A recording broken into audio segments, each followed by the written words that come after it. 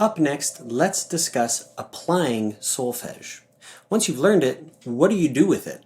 Well, the first thing that solfege can help us with is better understanding melodies. We don't always want to know exactly what's happening under the hood of every song. In other words, theory, while it's very important to musicians, is not always something that we want to be applying as we're listening. Sometimes we want to just listen passively. What's the emotional quality of this song? Or maybe not even asking any questions, just letting the music fill the atmosphere around you to help you feel a certain way or to just help you shut off from the real world. But there's other times where we want to be able to better understand what's happening within the music. And solfege is going to help you understand what you're listening to, especially when it comes to melodies and the movement happening between the notes within a melody and the distance between notes, intervals. We can tell if they're large, medium, or small, but exactly how medium or how small are these intervals? In other words, what is the name of that interval and the solfege attached to that distance between those notes? In short, solfege is going to help you better understand melodies that other people have written. But if you can get to that level, shouldn't that also mean that it's going to help you better understand melodies that you want to write and have more intention behind the emotional quality with those melodies that you're writing? I know that if I'm going for a very sad melody, I may want to use a lot of me, the flattened me, and lay, the flattened la. If I'm going for something more ambiguous, I may want to use a lot of do, fa, and so. As a brief example, the first thing I mentioned was a lot of me and lay. Here's do, here's me, so, lay. Just play around with those notes. Very sad. But if I just use do, fa, and so, it's a little more ambiguous, maybe a little bit uplifting, but you can start to attach certain groups of solfege syllables to certain emotional qualities. As a composer, I understand that shifting between certain chords can make you feel a certain way.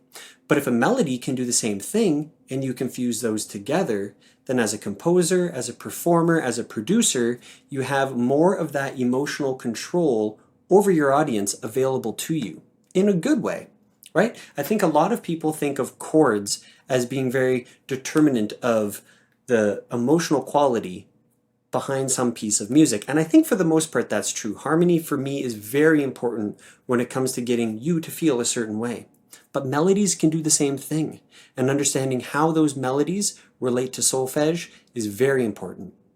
So it can allow you to better understand other people's melodies and have a more intuitive process within your own melody writing. Once you get better at creating your own melodies and you get faster with this, now you're looking at improvisation, the fastest form of composition. So I believe that solfege greatly helped me as an improviser. Not so much in the blues and rock stuff that I started with, but more specifically in classical and jazz. The reason being, I believe, is that the blues scale is very forgiving. You learn it, you play around with the notes, and it's going to sound pretty good. But have you ever tried improvising in a major scale and making it not sound too cheesy? Or a minor scale and making it not always sound so sad? Well, there's notes that you can accentuate or avoid.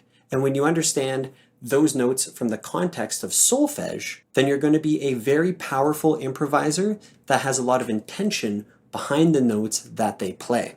Also, it's important that when harmony is happening, some sort of a chord, and notes are happening with or against that chord, that we have some context to understand what is happening. Is the melody sounding dissonant against the chord, in other words, not so great, or is it sounding harmonious? Okay, well, if it's dissonant, which note is it? And if it's harmonious, which note is it? We start to attach certain qualities to all of our different scale degrees or solfege syllables, especially when in relation to a chord. So if I hear a major chord with this sound, to me it sounds resolved but relatively uplifting, so I know it's a mi. Whereas if I hear this sound, I know it's tense and wanting to pull up, in this case to do, so I know it's a ti. So you start to have some understanding of how notes relate to harmony when integrated with each other. So to recap, we can better understand other people's melodies and what they've done with that melody. We can become better melody writers ourselves and become more intuitive and well thought out with our melody writing. As we get faster with this, we can become better improvisers, and we can also have a better understanding of how notes are relating to harmony. So I believe that those are the main applications of solfege, but let me tell you, there's probably more because solfege is super fundamental with our writing of melodies and understanding of scales. So there you have it. That's how you can apply some solfege. I'll see you in the next class.